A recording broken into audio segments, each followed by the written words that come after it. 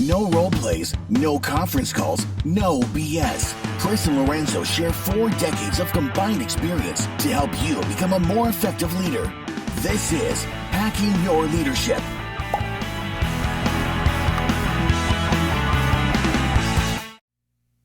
Welcome to Hacking Your Leadership. I'm Chris. And I'm Lorenzo. And Lorenzo, on this episode, we're going to be doing part 4 of 4 in this series, talking about overcoming dysfunctions of a team that may prevent it from being high performing.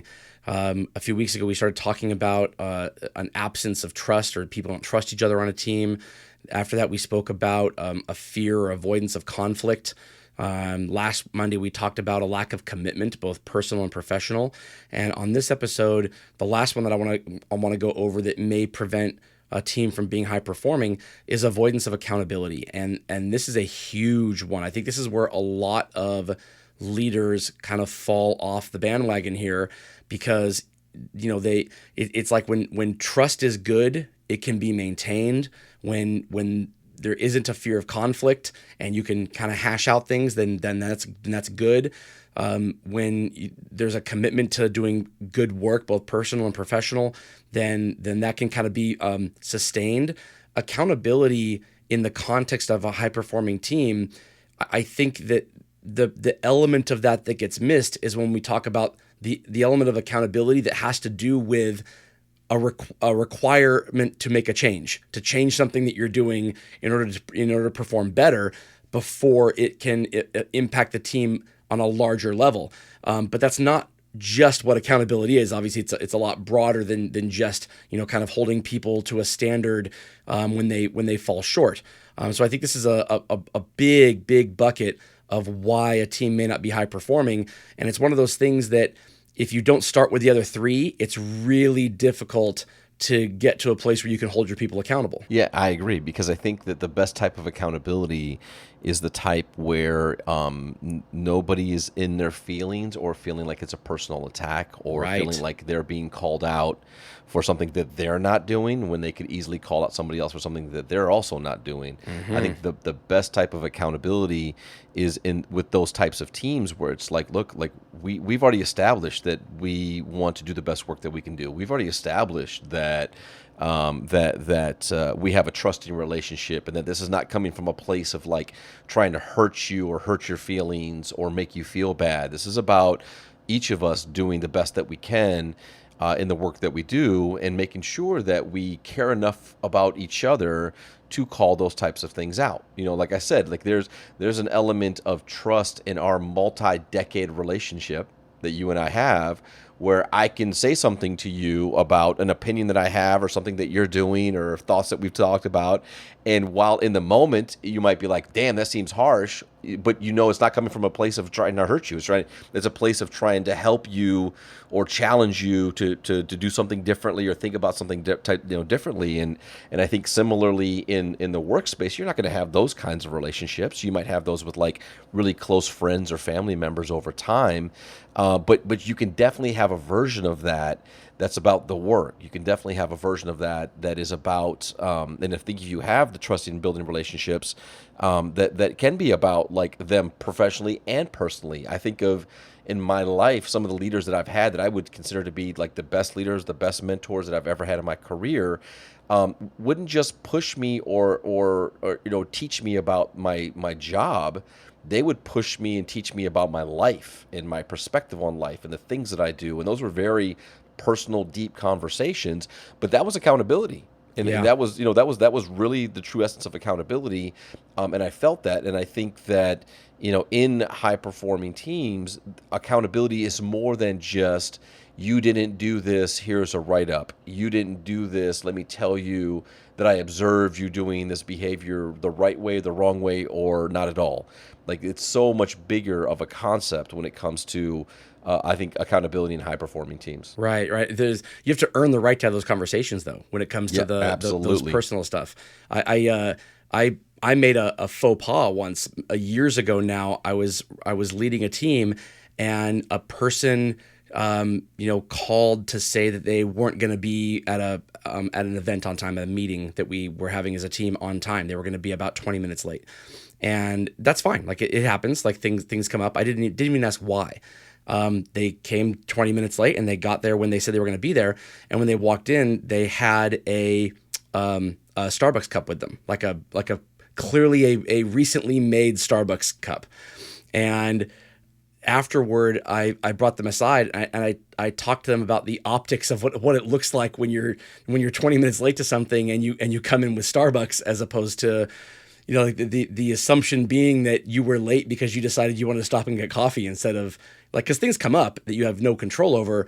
This would have been a decision to do something that was more important, and because I didn't have a personal relationship with this person, what I was essentially telling them about was a something that they should be changing about themselves personally. This isn't don't come to work late. This was I'm making a judgment about your personal decisions and your priorities. You don't get to talk to somebody about their priorities unless you have a personal relationship with them. And so the conversation did not go over well, and I had to do some repair work on that relationship because of it.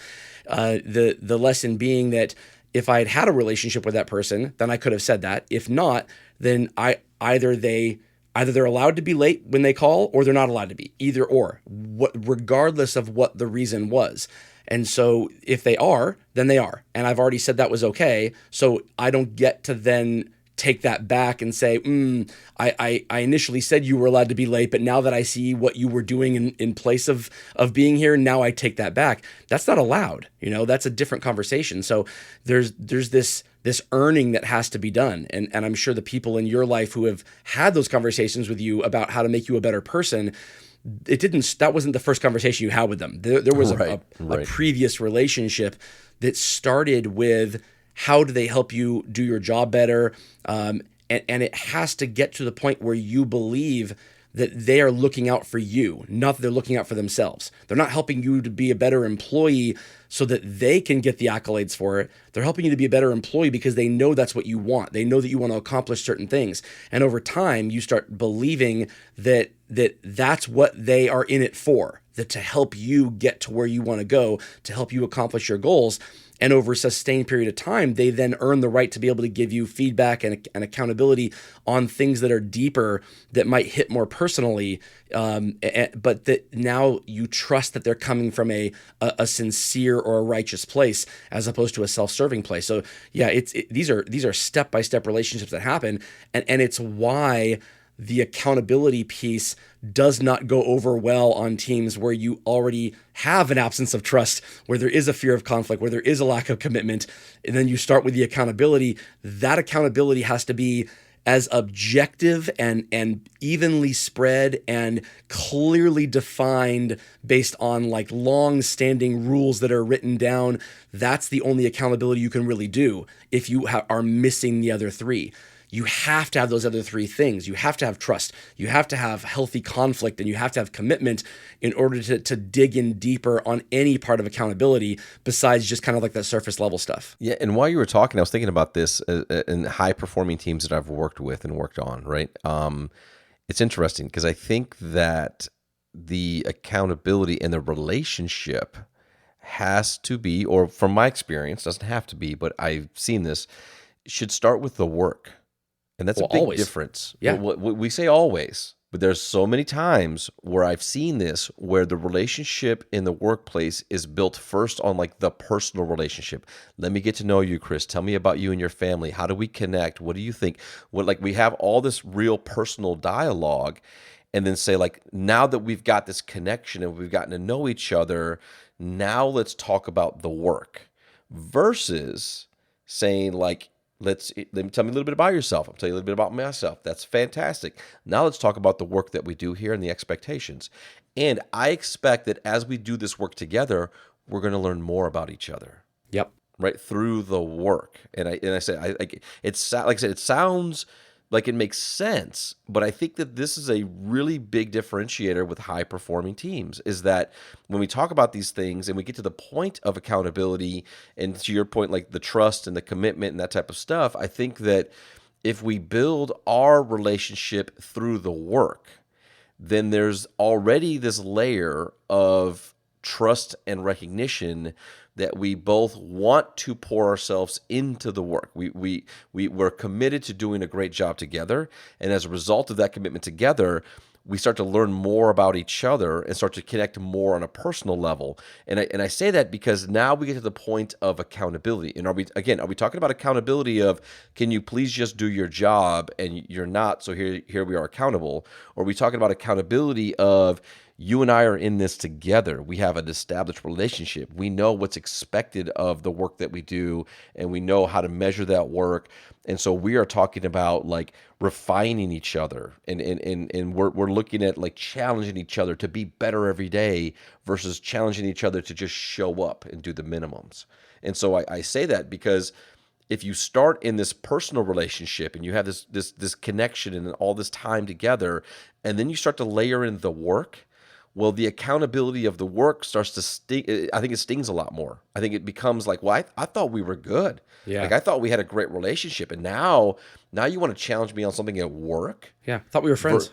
Right. Versus challenging me on the work, and then I respond to that challenge, and we have good debate, and we move forward, and we do great work together. And so now we establish this kind of like professional relationship and trust that I think carries over into the responsibility that now we have to one another as humans. So I wanted to call that out, because as you were talking through like that element of accountability back and forth, I think that when it's established in the work, it becomes a lot less personal. It becomes a space where it's not about questioning a friendship or feeling like, well, this feels different now. But I think that sometimes people make that mistake. Like they feel that the connection has to be established personally before we are able to have this like higher level professional relationship around the work and the work that needs to get done. I'm when you're talking through this, I'm thinking about a zipper, like a zipper on a hoodie, right?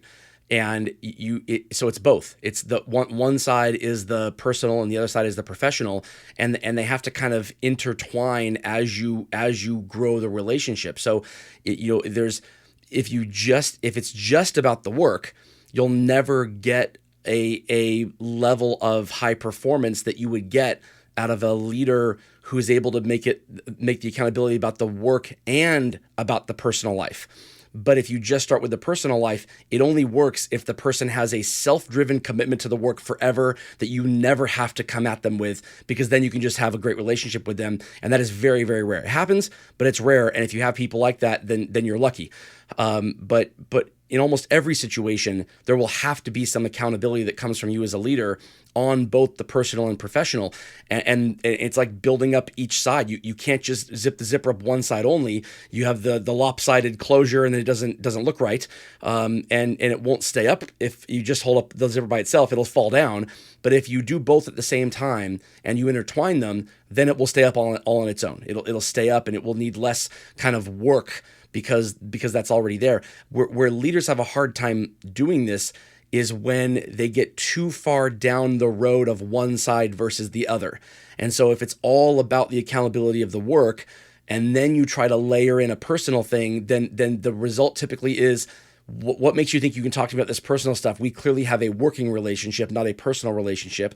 And if you start with the personal stuff, which happens in a lot of organizations where you have internal promotions, and so you go from a person being a peer to somebody to then having a reporting relationship to them, and now they have to go from, I've never had an accountability with you that has anything to do with the work at all, because that hasn't been my role, to now I'm expected to do that as part of my role. Now I have to kind of layer that in. That's tough, because you already have such a high level of a personal relationship. It takes skill, and it takes art, and it takes finesse to be able to then all of a sudden dial up a work accountability piece.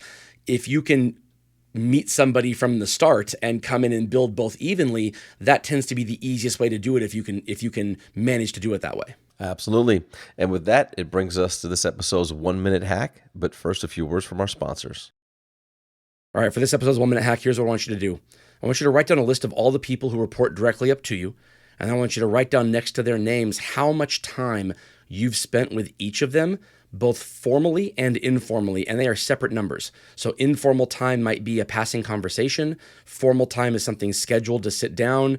The goal here is there needs to be a balance between the two, and it should not be more heavily weighted to one side over the other if there is a lack of accountability on one side versus the other. And it's not going to be the same for each person. People who are more self-driven, people who don't necessarily need that kind of formal work accountability, there could be it could be weighted more heavily towards the informal and personal stuff. And people who are less self-driven or people who need more of that kind of push from behind might need more in the formal scheduled work accountability piece. But there's no such thing as a successful high-performing team without the balance of both. Both have to be there for every single person.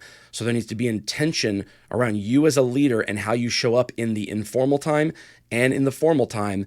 And you'll be able to see on the people who are not high performing, there will almost definitely be it'll be off. The balance will be off, and you'll know where you need to dial it up on one side versus the other in order to kind of get those people up to the level that the rest of the team expects them to be. I agree with that. I think it's so important that understanding how and where we spend our time with intent from a leadership standpoint is critical. I think I love your point about like individuals need different things, but as leaders, the ability for us to be available in both the formal and informal spaces, it really is critical to make sure that we are, we're around, and especially again in the context of high performing teams. That's what we're talking about here. Yeah. And that means that you have to be accessible. You have to have these relationships that allow you to know what's going on because you've connected with somebody over coffee or you had a conversation, you're checking in with people. This informal element of how's the day going? How's that project going? What are you seeing? Is there anything that you need from me? Are there any roadblocks that you're hitting that I can help to clear up? Like that type of informal conversation and dialogue with a high performing team is important because it helps you to be the right resource in the right time.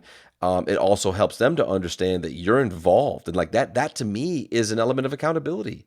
If I'm checking in with you, like, how's it going? What are you seeing? What do you feel good about? Like, is there anything that you need to get this to where it needs to go? And if you're like, no, I'm good. Well, cool. Like, then my expectation is that this will be done by the deadline. Like, like these are elements of accountability in high performing teams. They just sound different because we associate the idea of accountability on sit down, write somebody up. You can't do that again. And I think that's some of the things that I think collectively as leaders, this is how, and this is what we should be hearing from our teams that are in a high performing mode. And that are working with one another to really push each other to exceed whatever they're working on. Right. If you aren't intentional about this, then you relegate yourself to just being able to have very formal accountability based on objective results. And if that's the relation, like at some point, that's the relationship you have. Like there are some people who you might have to hold accountable who you don't have a personal relationship with and you don't interact with them, but then it ultimately becomes your responsibility to hold them accountable objectively. And you think about human resources positions where you have to be the one to deliver the bad news, right? And you're doing it within the guidelines of the organization. You may not have a relationship with this person, but that's your job to do. That's fine. That exists, but there's no personal relationship there. That's just the delivering of the accountability. At that point, you're not looking to get high performance out of that person. You're doing your job in terms of holding them accountable.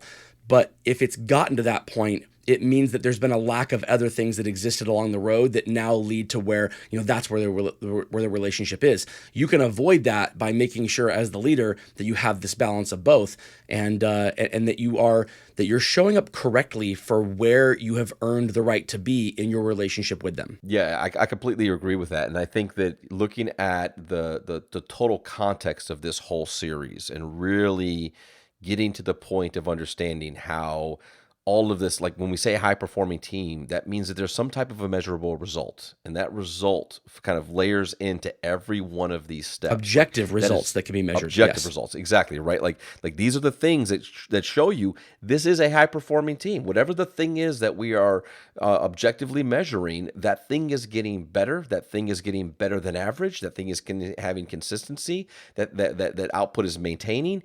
But I think that each of these elements are things that as a leader you can look into, you can check on, you can validate yourself, you can challenge yourself to go and spend time differently. And I also think it's important to call out that, like, as the team starts to really make it past these milestones, your behavior with that team as the leader of that team is going to have to continue to adjust and change in how and where you spend your time. The other really important part of this is as you potentially bring on new people to a high-performing team. The outcomes of high-performing teams typically leads to promotions, movement, things are going to happen. So, you have this team for a certain amount of time, but there are going to be changes to this team. And it's so important as a leader that when you bring that person onto this team, that these established norms are really rooted in that person's element, like the first, 30 days of joining this team. But that you also give them some space and grace to learn and to grow and to understand that this might be very, very new for them. I've seen that before. People will say like, "Oh, I've worked on a high performance team, and like I'm so excited to be here." And then that first meeting, they're like, "Man, like everybody, it feels like everybody hates each other, because like we're so real and transparent with our dialogue. Like, how does this even work?"